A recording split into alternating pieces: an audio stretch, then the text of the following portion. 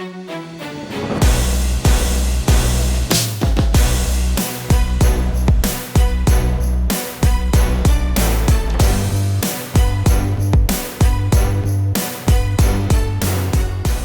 right, ladies, each of us have and will experience countless amounts of shaming in our lifetimes, unfortunately. We're shamed for how we look, how we dress, what our views are, pretty much anything and everything. We get it from family to friends to people we've never even met before on the interweb. Since we're all victims of shaming, it's important to get to the bottom of the only thing that varies from person to person. What varies is like where it comes from and how it affects us. It's a really big topic, so in order to tackle it, we're gonna focus specifically on how the body positivity movement has had a role in the way that we either shame or judge others, or are shamed or judged ourselves. But before we get started, be sure to like, comment, subscribe, share this video, tag this video, ring the bell so that you don't miss any of our episodes. Ding, ding, ding. We need a cowbell. Yes, Femflux Friday cowbell. So we're under the Wings of Strength Femflux Friday. Make sure that you subscribe, okay? So ladies, I really want to talk about this whole topic, and I wanted to focus on it, and as far as like the body positivity movement, because when I dug deeper, this is really hot right now, just as a whole, and I think that's really important to know that that everyone always thinks of how the world affects them, you know what I mean? But I always like to take the approach of imagining how I affect the world around me, you know what I mean? And it's also really important to know that however you feel, every single human being feels that way in some way, shape, or form.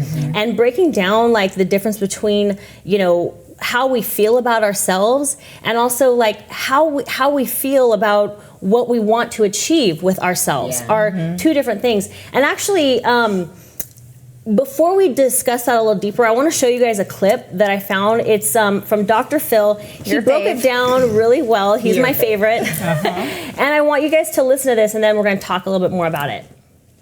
So you're in trouble. We can work it out, yeah, I think. I bet. Now, here's my problem.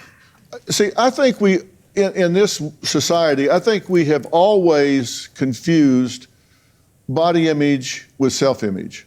I think they vary together and should not. If we have a good body image, our self-image goes up.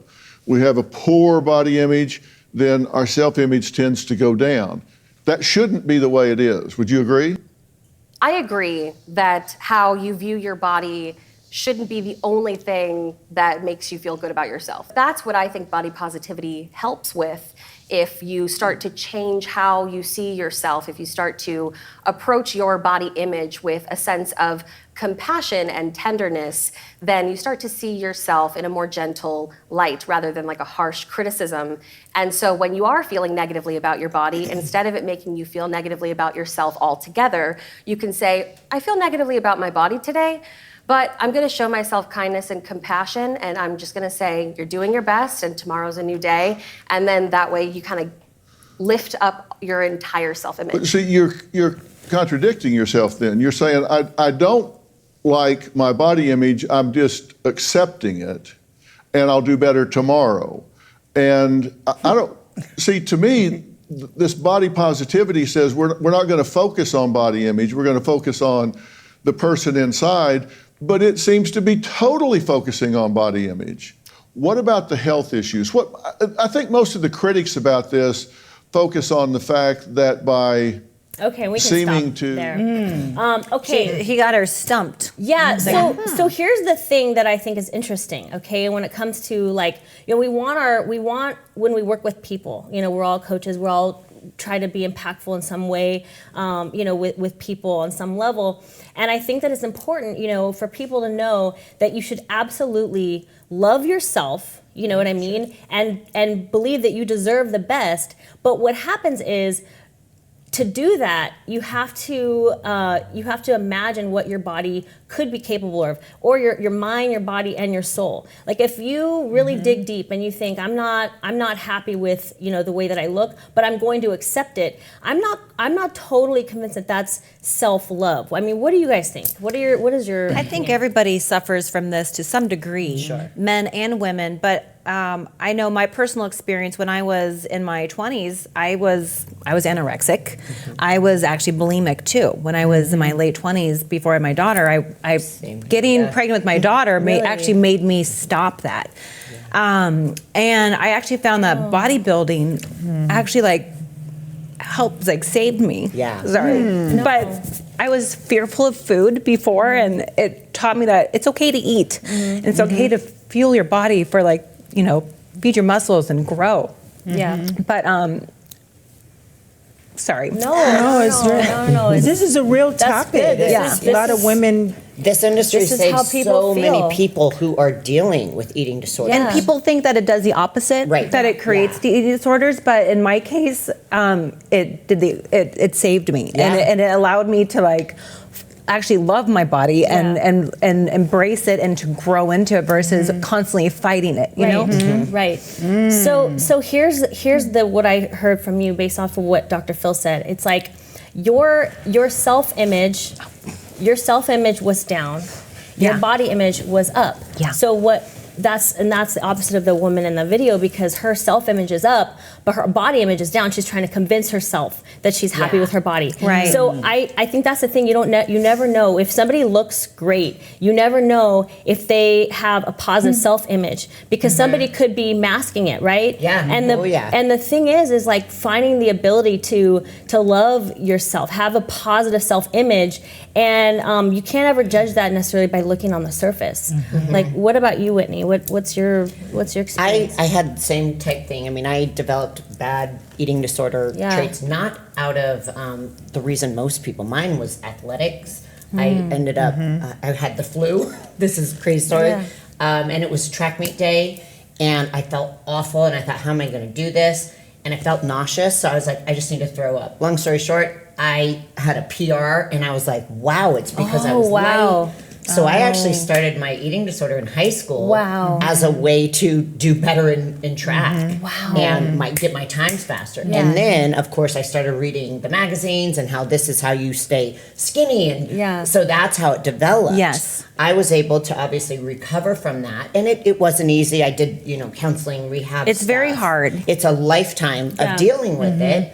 The sport saved me as well. And then also, it just took a lot of training of truly having self-image. I can say when I was pregnant, I did not like my body. Yeah. But thankfully, because of the training and kind of just not focusing on the exterior, it primed me for that. Because there's a lot of women who during their pregnancy go through such depression because they're not used to seeing themselves like that. Even though there's a good reason and there's this amazing reward and blessing at the end of it, it's a hard stage. Yeah. Now, obviously, it's like I had a good, strong self-image where I wasn't so focused on the outside. Right. But I truly think it was because I had a lot of that mental training to help recover from an eating disorder that put me in the place to handle it. Now, granted, I can say now, when I'm off season and I'm having a little too much fun and clothes are tight, it's like, ugh. But I truly feel like it doesn't impact the way my body looks doesn't impact my happiness level. Right. But it's because it's been a work in progress. Right.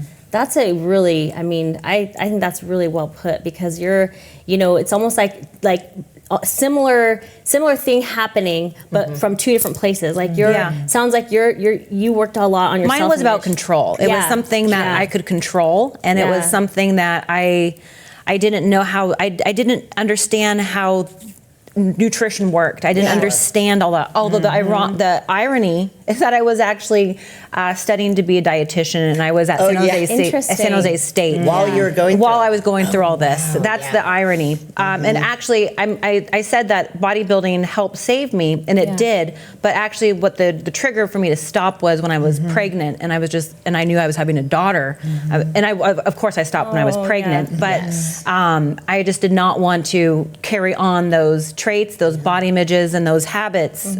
I was just like, it stops here.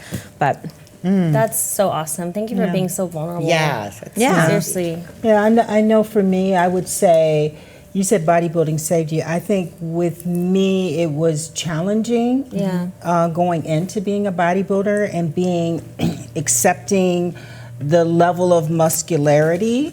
And I noticed that as I got closer and closer to competition, like I loved me and my physique about 6 weeks out, but to like take my body to that place where it was the extreme, that was like very uncomfortable. Like leading into it when you were off season. Yeah. So when you'd see me on stage, I was really fighting and resisting, like kind of going there, going to that place. Like your winning body wasn't necessarily your favorite body. Yes, my winning body was definitely not my favorite body. That's how I feel too. Yeah, So it wasn't with my your favorite body. background of being cheerleader, NFL, which it's all about being shapely and small and tiny. How was that such a transition? I mean, was that probably one of the harder things to go from, I'm a professional cheerleader with all these girls who are petite, tiny. So that's where those moves come from. Drastic extreme. A total drastic extreme. And all of my friends, they were all cheerleaders. And I think toward the end of like our professional cheerleading career, they kind of looked at me and they started to see the change in my muscularity, like as far as they could see shoulders and biceps and triceps, and that wasn't something you were used to seeing on a woman. No, just a separate. They didn't. They were like judging. They very much judged me. They very much judged me. So it was in the middle of the 80s, and in the middle of the 80s, all the way up to in that transition. It was even challenging for my.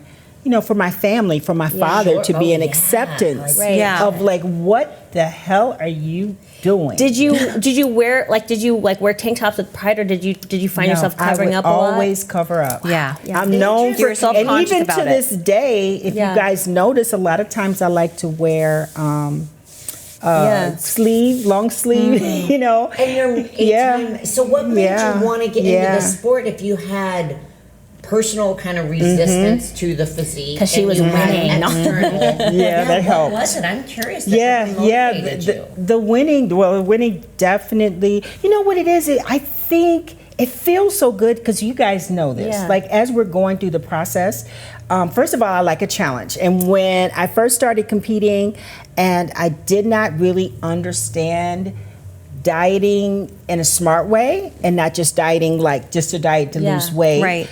So I think in the beginning, when I got on stage and it wasn't a success, I'm like, I got to come back and prove that I can do better. I can do better. So that's where it started. We're gonna talk a little bit more about that, and then I'll share some of my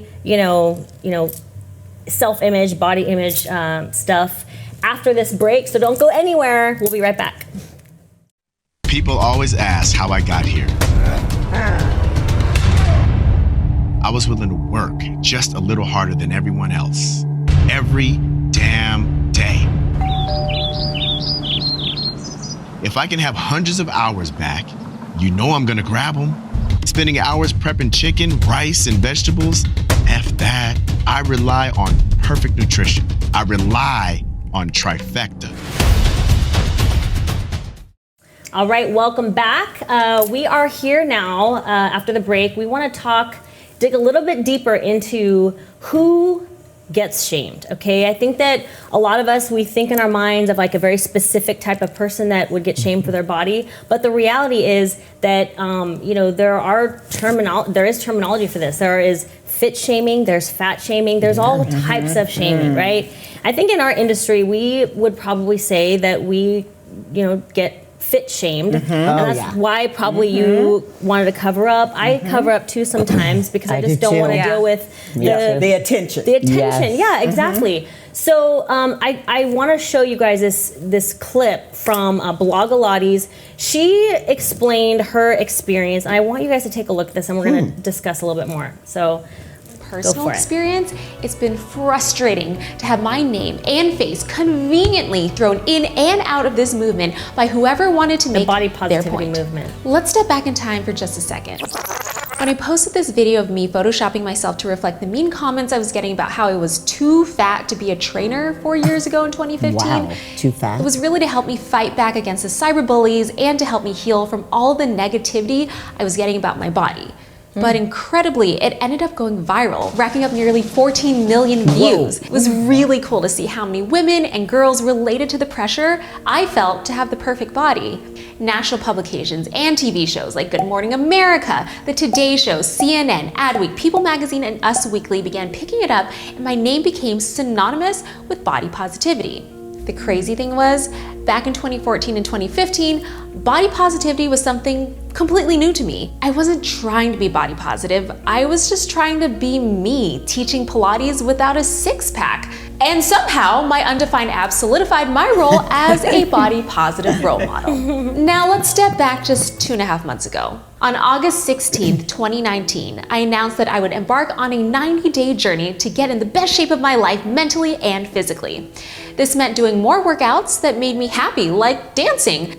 This meant cooking for myself more because making food brings me joy. This meant blogging every day to practice not letting other people's opinion of me censor my true authentic self, as it had over the past several years of being an online public figure. So, what was the problem? Well, I announced some numerical goals for my weight and my body fat, and just like that, it was like the entire world burst into flames. Okay, we can stop Wow, I can imagine. Okay. So really fast, and I want to get your guys' experience on this. I have actually had clients who have had major transformations. They amass multiple followers, people want to follow their journey, and then as soon as they get this awesome transformation, they get all of a sudden a bunch of hate. People feel like, and this has happened with celebrities too. There's been like Adele and Jonah. Yeah. It's like all of a sudden there's this like community that they were like a part of. That they left. Yes, yeah. And then because now they're fit, and now they. So have you guys had like clients who they get shamed after they get a transformation? They think there's all this positivity on the end of the rainbow, and then all of a sudden like some of them can handle it and some of them can't. Have you guys experienced that? I've had several with amazing transformations, and it's not just the physical. Like the best part about being a trainer is being able to really impact them, like their confidence, their self-esteem. The outside is great, but sometimes that's temporary. So if you can build that self-worth that they never saw, they never believed in themselves, they never thought they were capable of losing weight or going to the gym 5 days a week or staying true to a diet, that's something powerful that we as women need. So these clients that I've had, there's two specifically, and they had, and it's not like they even got super skinny. They weren't even like to their goal weight yet. They both ended up wanting to compete. They did compete. But the pushback from family and friends was like, what are you doing? You're doing it unhealthy. And so she started posting, one of mine would post all the food she's eating, and she's only doing 30 minutes of cardio 4 days a week. And she wasn't starving herself, but it was, no one would accept it. They're like, what's going on with you? It's awful. And I feel like people who are not supportive or will portray or share their judgment on someone else's decision like that, it's their own security. For sure. They're insecure. 100%. They're not wanting to make change, and so they're projecting their judgment onto that person, and it makes them question everything, and it makes them just kind of like shut down. It totally takes them back to where they were when they started. And that's hard as a trainer because we're one voice, but when there's 20 other voices on a daily basis judging them. Especially if it's like a spouse or sometimes often the spouse I hear that often. And it's interesting. Among athletes. We talk about fat shaming and fit shaming, but it's interesting because I feel like there are a lot of people in the, I guess you can call it like the fat community, and they actually, they are worried about backlash, and that actually prevents people from going and trying to make it. So I would have to say that like my extending arm is like, if somebody is worried that if they try to transform their body, they're going to get hated on, like you said, it's like, dive into it and make those healthy changes, knowing that people are they're gonna hate you either way. Yeah, people good are or bad. People That's are always gonna find a reason to hate you and Yep. not like you and have something wrong with you. Yeah. And it really doesn't matter. And you have to have thick skin. And for me personally, like, this is so interesting. It's something that happened to me. I had someone, an editor from the Daily Mail, reached out to me, and it was so random, and she wanted to do an article on me, and she said it was going to be a positive article about like my impact on the fitness industry.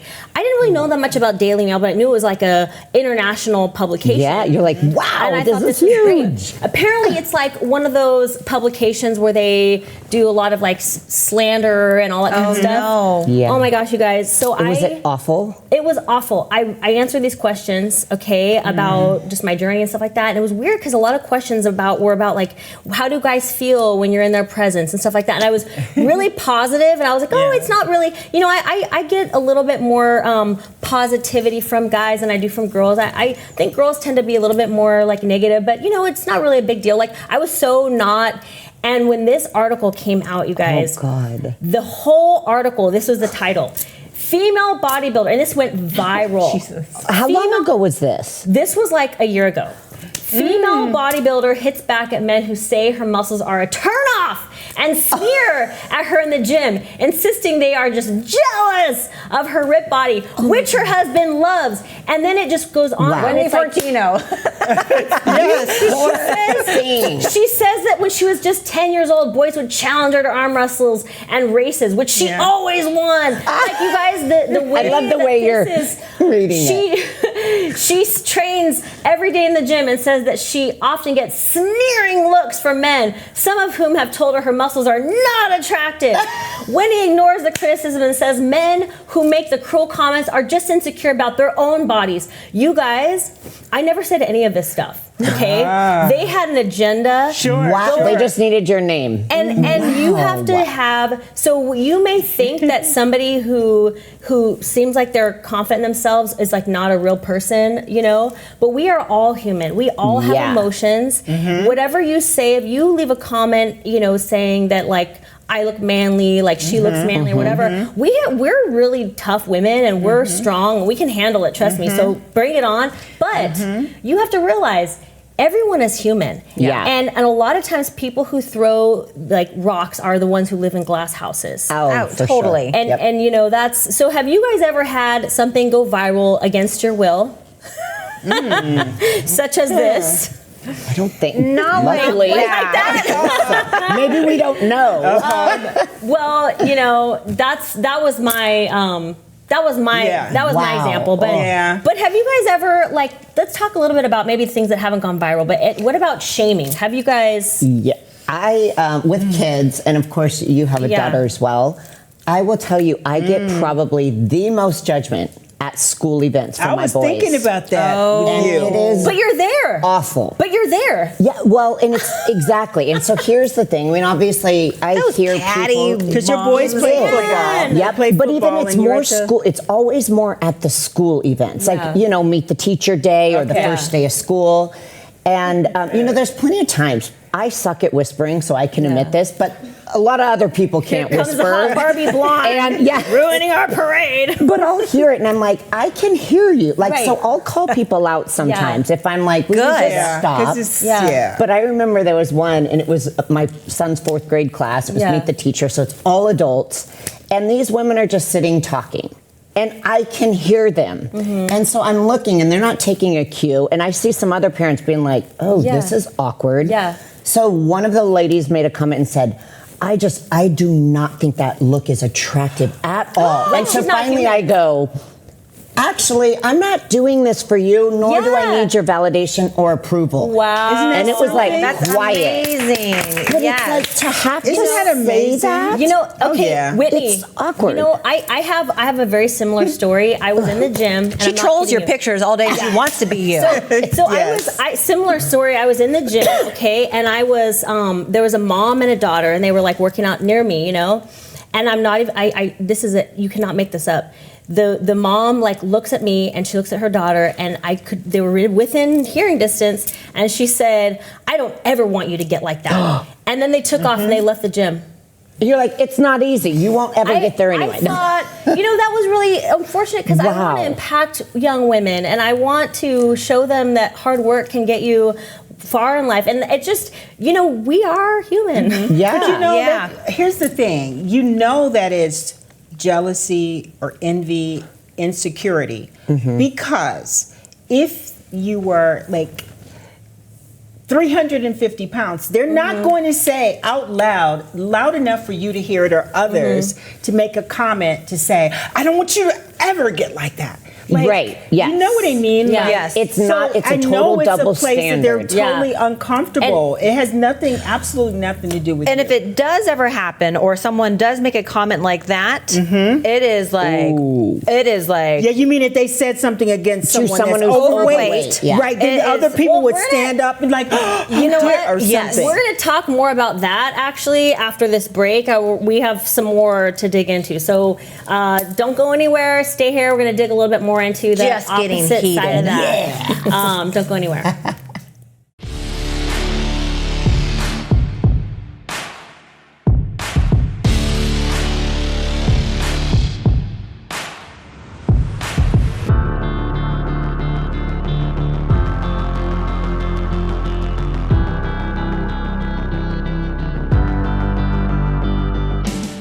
All right, we are back, and so now we're going to dig a little bit more. We want to like wrap this up. We want to come up with some solutions on how we can find common ground so that we can actually really help people make positive changes. Okay. Now there is fit shaming, there is fat shaming. I think that it's definitely a lot more taboo to shame somebody who's overweight, and that's kind of as a whole, as a nation at least. I don't know about worldwide, but as a nation, we tend to really tiptoe over that. But then we don't necessarily think that everybody receives shaming, and we all really do. I wanted to show you guys this clip because you guys remember when like The Biggest Loser came out, Jillian Michaels and stuff. That show did not continue with success because it kind of ran its own longitudinal study in that people who went through these extreme approaches in short periods of time. It was extreme. It was, in a short period. Yeah. It was like every trainer wanted to be the Jillian Michaels, and everybody thought this harsh approach was the way to go. So take a look at this clip, and then we're going to kind of go in a little bit more detail about that. I'm Jillian Michaels. I'm a fitness trainer from Los Angeles, California. My fitness philosophy, She was young there. I like to push people very hard. Faint, puke, or die, keep walking! I don't care about makeovers. I don't care about your family. I don't care about anything. All I care about is that your ass gets smaller. That's all that I care about. 10 more, 10 more, 10 more, 10 more. I don't remember I her don't like care that. if you both die on this floor. You better die looking good. Let's go. Back. It's a bummer. Guess what else is gonna hurt? Everything! All you need to do is work out and eat right. Shut up and listen to me. Now! Okay. You want to quit? Wow. Yeah. You guys remember that? Oh yeah, that was People used early. to tell me, people would always tell me, like, you look like Jillian Michaels. God. I'm like, really? Do not insult me. Just kidding. I think there was a period she started this kind of fad almost where trainers thought that in order to help people make changes, Yeah, you had to be hardcore you had to be and rude. "Arr," you know what I mean? And that's not effective. No, it's not. No, only certain people want that.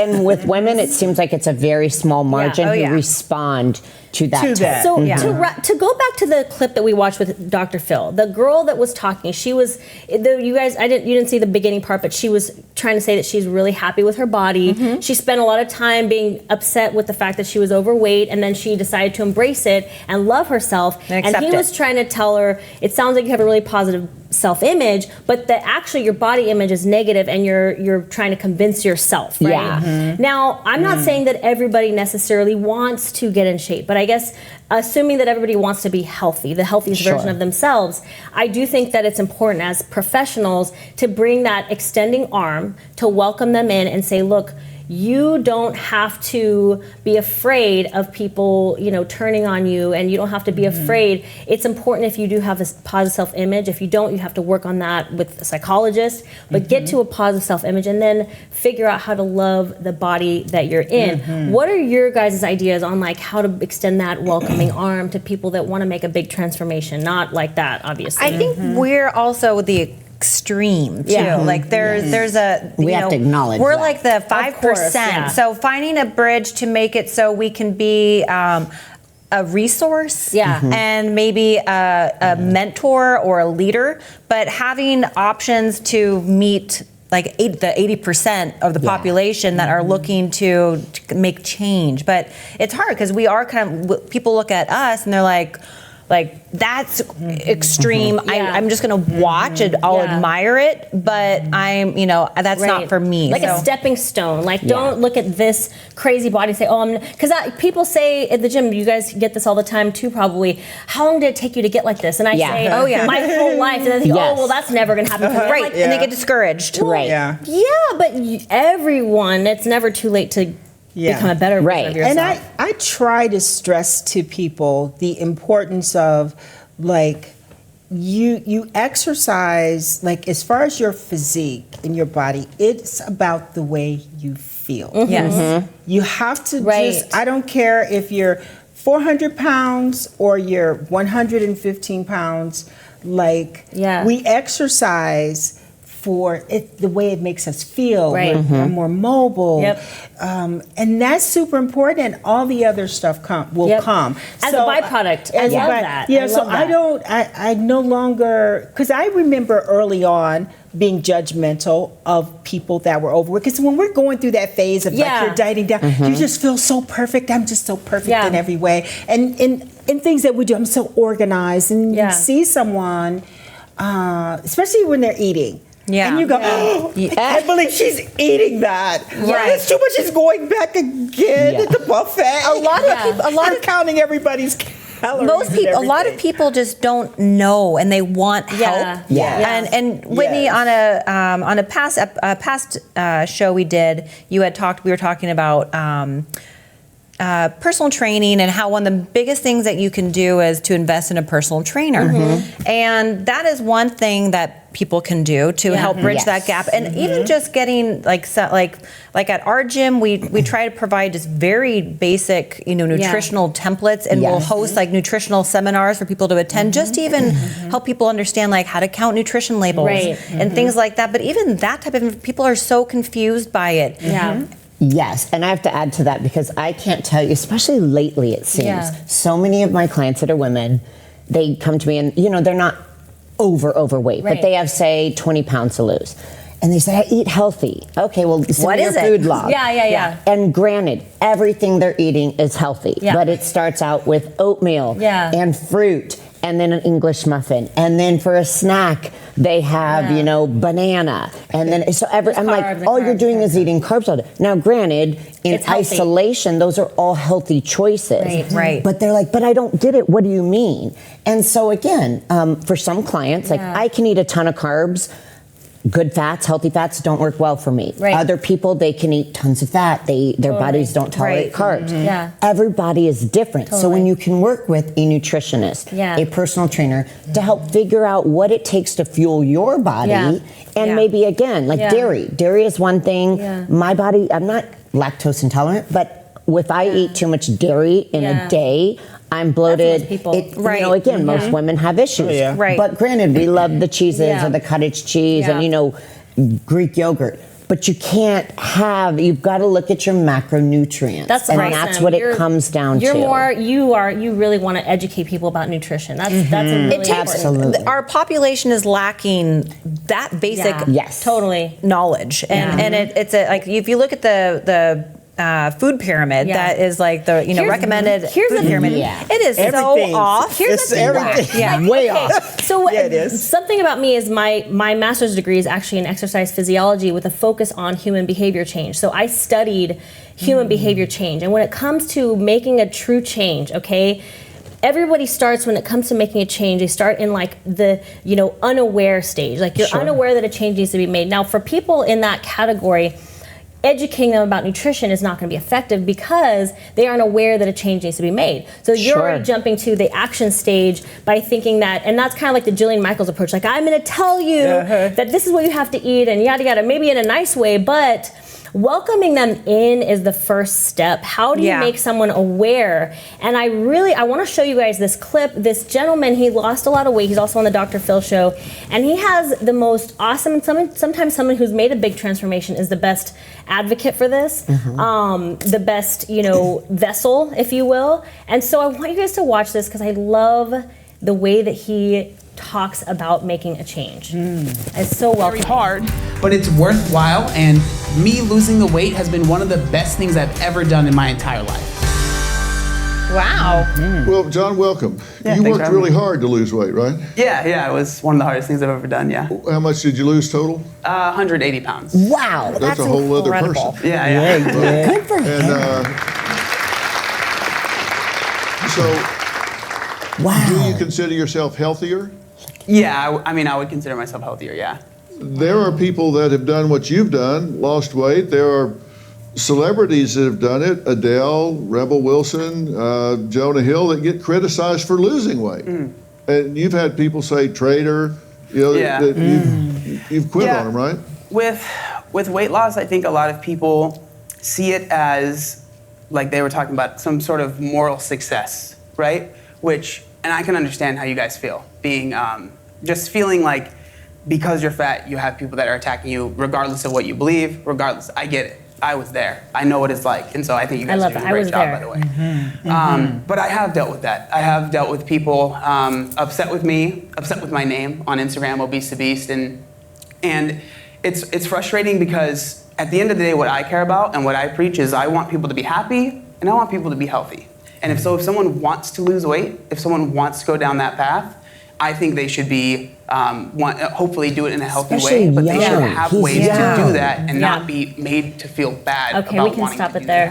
that. As an adolescent, like with being that overweight, there are so many health ramifications. I mean, that alone is crazy to get that kind of pushback. And I love that, and I love, I think it's really good to have vessels are important sometimes, as the place that we come from sometimes is really difficult because people say, oh, you've never been where I have been, So I think it's really good, to find ways to show people other success stories, and have like positive communities. This topic doesn't necessarily have to be a negative thing. I think it could absolutely be a positive thing. Our goal is to open arms and welcome everybody in. So that's how we're going to end this segment. We love you all. We want you guys to be part of our world. We're absolutely all here to help you be successful. So stay with us. We have so many awesome topics that we want to continue sharing with you all. And until next time, see you on the later. flip side. Yeah.